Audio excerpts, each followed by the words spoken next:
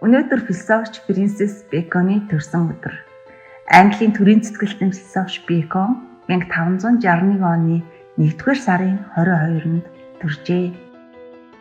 Тэрээр орчин үеийн ертөнцийг үзэх үзлийн өөрчлөлт, шинжлэх ухааны хөгжилд томоохон хувь нэмэр оруулсан хүн билээ. 12хан наснда Тринити коллеж эсэж тухайн үеийнхээ шинжлэх ухааны эрдэмтдийн бүтээлийг шинтэн судалжээ. Тэрээр мэдлэг нь практик хэрэглээгүй бол эрдэмтний ажил утгагүй гэж үздэг байлаа. Мэдлэг бол хүч гэсэн алдарт үгийг мөн тэр хэлсэн. Энд түүний философийн сэтгэлгээ нэг бүрийг ярихгүй, зөвхөн түүний байгалийн философи шинжлэх ухааны арга зүйн тухай давж өгүүлнэ. Философч гэдгээрээ илүү алдартай шинжлэх ухааны ямар нэгэн онол нээгээгүй, харин ертөнцийг судлах систем арга замыг боловсруулсан. Тэрээр орчин үеийн шинжлэх ухааны арга зүйг шинэ хэрэгсэл хэмээх бүтээлдээ нэгтгэн дүгнэх индуктив сэтгэлгээний зарчмаар тодорхойлсон юм. Түүний зарчим нь баримтаас аксиом, тэгээд физик үйлдэлээр гэсэн дарааллаар ажиллах учиртай.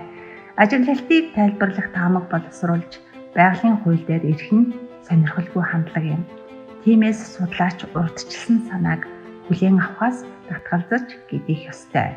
Бэконы баримт, аксиом, физик хууль гэсэн дараалал бүхий энгийн индуктив арга зүй нь хүн төрөлхтөнд хоёр чухал хувьсгалжуулагч үр дагаврыг авчирсан. Эхнийх нь соён гэгэрлийн нэрэн, хоёр дахь нь шинжлэх ухаан технологийн түвшил юм. Фрэнсис Бэконы намтрыг бичсэн түүхчдийн хон хэлэхдээ орчин үеийн дэлхийд түүний нөлөө агуу юм.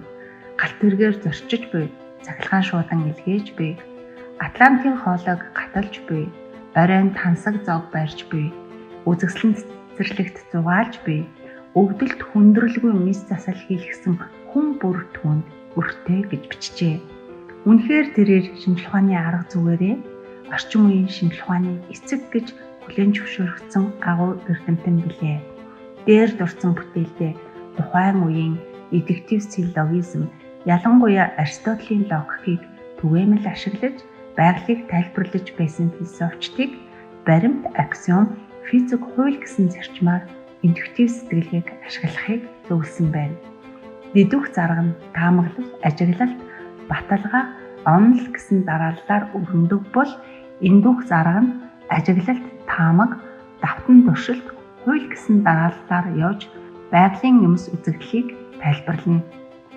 Дэдүхцээс эндүх заргад философчдыг уриалж байсан нь философи цаашид абстракт зарчмаар явахгүй, харин бодит мэдээлэл дээр л дуун гэж үзэж байсантай холбоотой юм.